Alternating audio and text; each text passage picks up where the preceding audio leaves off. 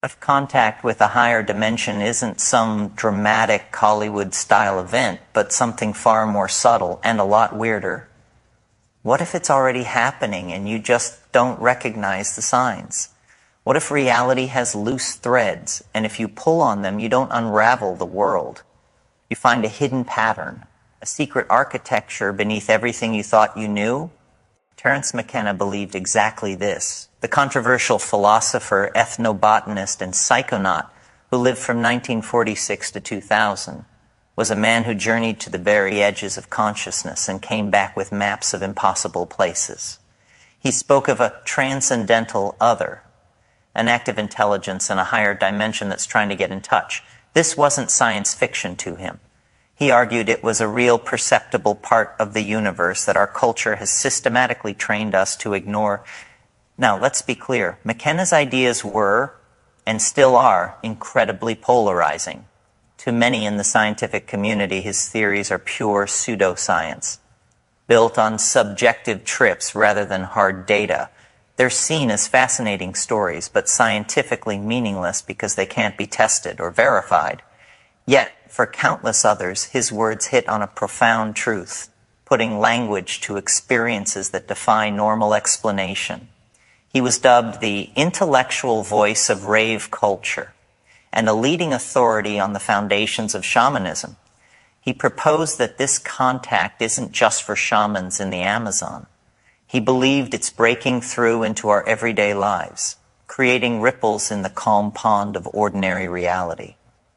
These ripples, he suggested, are the signs. They're forbidden not because some shadowy group outlawed them, but because they're forbidden by our dominant worldview, the one that says if you can't measure it, it isn't real. These signs are whispers from another dimension our rational minds have been trained to shout over. So, we're about to explore the 5 most profound signs McKenna identified. Subtle but powerful clues that you might already be in contact with this hyperdimensional reality. This isn't about proving him right or wrong. It's about opening a door to a different way of seeing the world and making sense of your own strange, unexplainable moments. It's an invitation to, as McKenna would say, take it easy, man, but take it. Prepare to question the very nature of your reality. Because you might just find that the universe is far stranger, more intelligent, and more personal than you ever dared to imagine. Have you ever had a day where coincidences just piled up so fast and thick that it felt less like chance and more like a conspiracy? You think of an old friend you haven't spoken to in years, and your phone immediately buzzes with their name. You're struggling with some obscure question, and you open a book to a random page that holds the exact answer. A song with weirdly specific lyrics comes on the radio at the precise moment a critical thought hits you. For most of us, that's just a fun glitch in the matrix, something to smile at and then forget. It's just a coincidence. The boundary between your mind and the world is dissolving. According to McKenna, this is something to play with. If you stay open and curious, synchronicity can become your playmate. When it happens, don't just brush it off. Ask, what's the message? What's the cosmic joke here?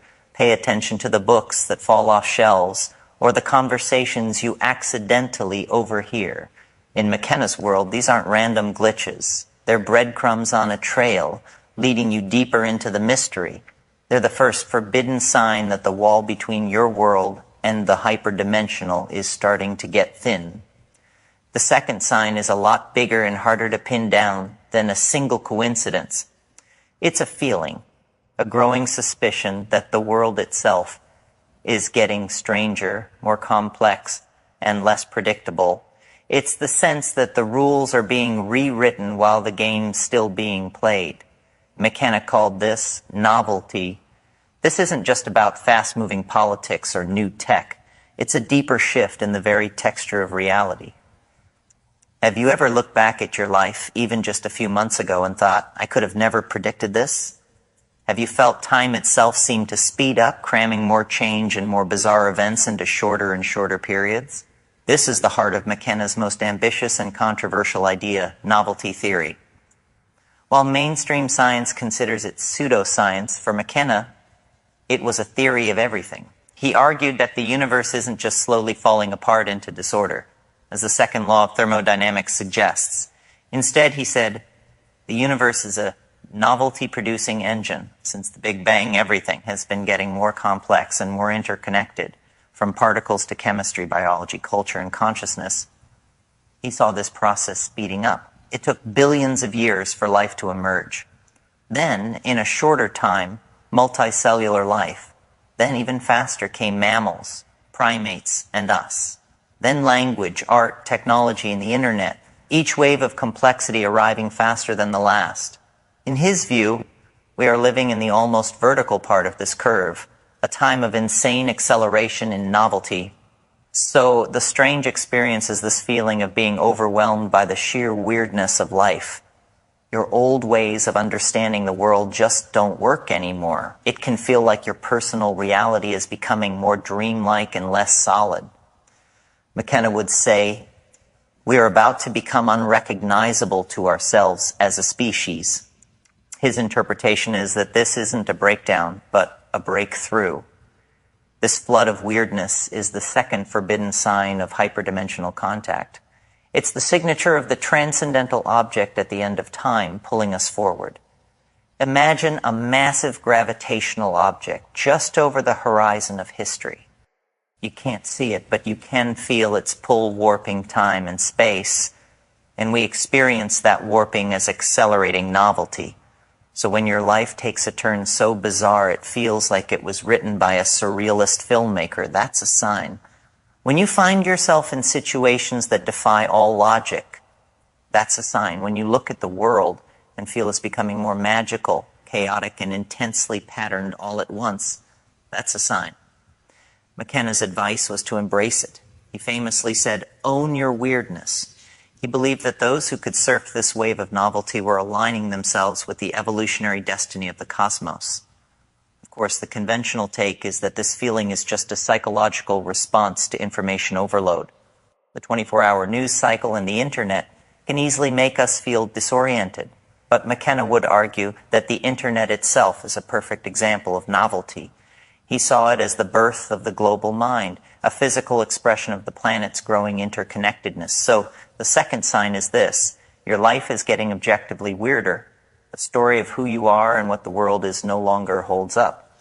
According to McKenna, this isn't chaos, it's the grand finale of a cosmic symphony. The third sign is perhaps the most uncanny of all. It doesn't happen out there in the world, but inside the intimate theater of your own mind and voice. It's the experience of language becoming something more than just a tool. It's when you find yourself speaking with a wisdom that doesn't feel like your own, or when you begin to perceive language not just as something you hear, but as something you see. This is the sign of contact with what McKenna, borrowing from ancient philosophy, called the logos. Have you ever been in a conversation, maybe on a topic you don't know much about, and found words flowing out of you with shocking clarity? You hear yourself making complex arguments and weaving together metaphors that feel ancient and true, and you have the distinct feeling that you're the one listening, not speaking. Or maybe in moments of deep quiet, you've experienced glossolalia, speaking in a strange, unintelligible tongue that seems to have its own poetic rhythm. The strange experience is this: language is detaching from your ego. A teaching voice seems to be speaking through you. McKenna's interpretation is that this is a direct and profound form of hyperdimensional contact. The logos, in his view, is the voice of the other. He often called it the mushroom, or the teaching voice, since his most powerful encounters with it were on psilocybin. He argued that this is the real source of prophecy and revelation throughout history. The burning bush that spoke to Moses, the daemon of Socrates, McKenna would reframe these not as religious miracles, but as encounters with the logos, a transhuman intelligence hidden in nature. He even had a wild and highly criticized theory for how it all started, the stoned ape theory. He proposed that psilocybin mushrooms in the diet of our early ancestors were the catalyst for human consciousness and language itself. It's It's important to note this theory remains highly speculative and is rejected by the vast majority of evolutionary biologists. But the most radical part of this sign goes beyond just hearing a voice. It's about seeing language. In deep DMT states, McKenna claimed he met entities who didn't speak words but showed them. Language became a visible, tangible thing. He described self-transforming machine elves using a visual language to create glittering jewel-like objects that were words, ideas, and art all at once. This points to a quote from the philosopher Philo Judaeus that McKenna loved. Philo asked what a more perfect logos would be and answered that it would go from being heard to being beheld. For McKenna, that was a perfect description of the psychedelic linguistic experience. The mainstream psychological explanation would call this a dissociative state. The voice is just a part of your own subconscious, and the visuals are complex hallucinations. It's all just you. But McKenna challenged that. He believed the planet itself is intelligent, the Gaian mind, and that it can open a channel of communication with an individual human being. So when you feel that alien intelligence brushing against your tongue, when words come to you out of the blue, don't just dismiss it. In the McKenna-verse, you're being tutored. The Logos is speaking, and it's inviting you to learn the lost language that doesn't just describe reality, but creates it. The fourth forbidden sign takes us into the world of sleep and memory. It's the persistent, haunting feeling that this world isn't quite your home, and that your dreams aren't just random firings of neurons, but are actually memories of a place you've been before. Do you have recurring dreams of places that feel impossibly ancient yet deeply familiar? Do these dreams feel so real, so vivid, that when you wake up, this world feels like the pale copy? Do you carry around a deep sense of being in exile, a stranger in a strange land filled with nostalgia for a home you can't even name? The unsettling experience is this, a deep feeling that your soul's passport has a stamp from another reality. McKenna didn't see this as a psychological problem to be solved. He saw it as an authentic perception of a deeper truth. You feel like you don't belong here because, in a very real sense, you don't. He believed our consciousness isn't a product of this material world. It's a traveler passing through it. He said, we come from realms of unimaginable power and light, and you will return to those realms. That feeling of being a visitor is a leak-through of this truth. This feeling is tied directly to his concept of the transcendental object at the end of time. That cosmic attractor isn't just a force, it's our destination. The nostalgia you feel isn't for a lost past, but for a future state of being so powerful it casts an echo backward through time. You are homesick for the singularity.